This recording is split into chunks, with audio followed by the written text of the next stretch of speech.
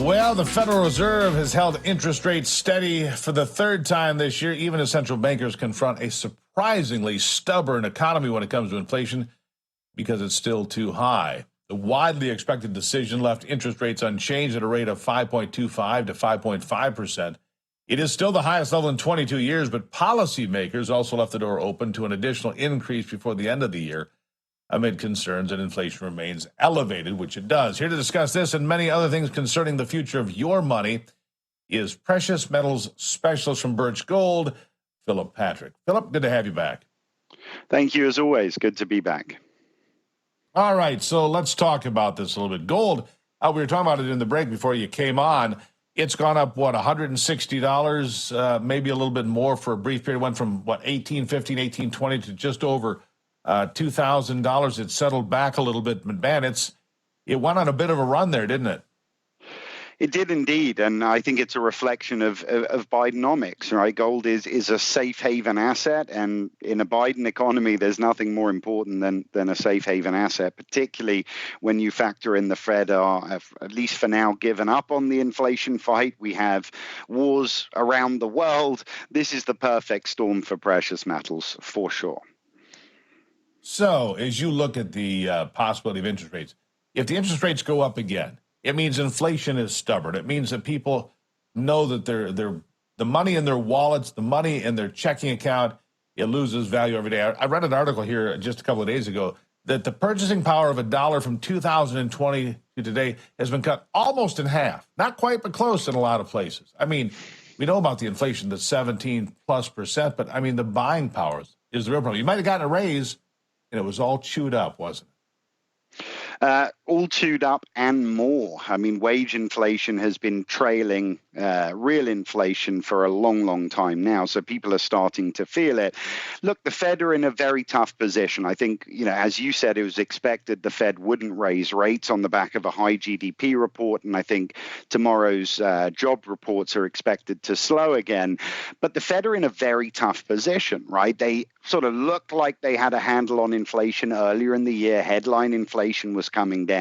They were raising rates, and the banks failed, right? So it's like every time they raise rates, something else in the economy breaks.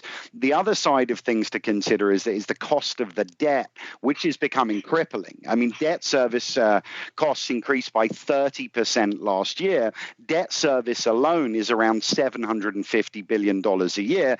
It's approaching U.S. defense budgets right now. So, it's not an easy job for the Fed, but I think the reality is going to be very, very tough. Either they get their act together, they raise rates, we get a handle on inflation, but the economy breaks, or what is more likely, they let inflation run and, our reality becomes permanently higher inflation. But either way, for the foreseeable future, I don't see any light at the end of the tunnel. Yeah, I appreciate everything you've just said. And this problem of economic distress, it's global. Just conversing with a guy who came back from China, he said the factories there are running at 25 to 40% capacity. They're not at peak performance anymore in China. They've had a real estate disaster over there as well. So when you look at what's going to happen, if we have a downturn in the market, we have inflation that's out of control. A lot of people still talking about a possible recession, possibly a very bad recession sometime in the next 12 to 24 months.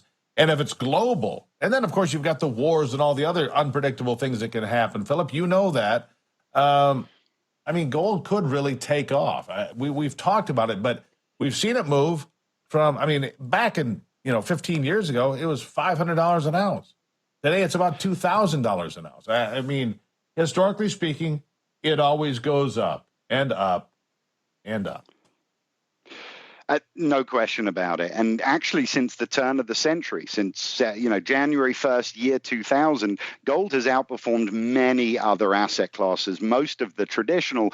And I think it's no coincidence that the turn of the century coincided with a huge increase in money supply, which has obviously been escalating dramatically over the last 3 and 10 years. But you make an interesting point. We always talk about gold being very conducive for climates like this. And it is, right? It's an inflation hedge. It's a safe haven asset, so it performs during tough times.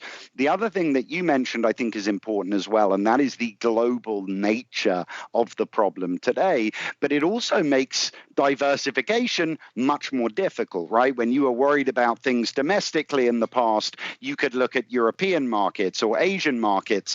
Today, that global nature of the problem makes that much more difficult, and I think ultimately makes gold more important. So I think you're absolutely right. I think everybody today has to be considering some diversification with precious metals, given the state of things and given how things are progressing.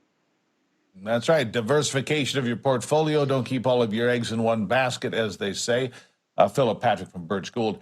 You can find out more and get a free information kit from Birch Gold. Text America to 989898. That's America to 989898 right now, and you can find out more from Philip and his team. Philip, appreciate you being here as always, my friend. Thank you, Steve. There you have it. Now, after the break, we'll have a story that reminds us of how wonderful America truly is, plus your answers. Our America's Voice question of the day. What is the question? Do you think that the advancement of technology has helped or hindered society? Think about your smartphone. Good thing? Bad thing? We'll talk about it coming up.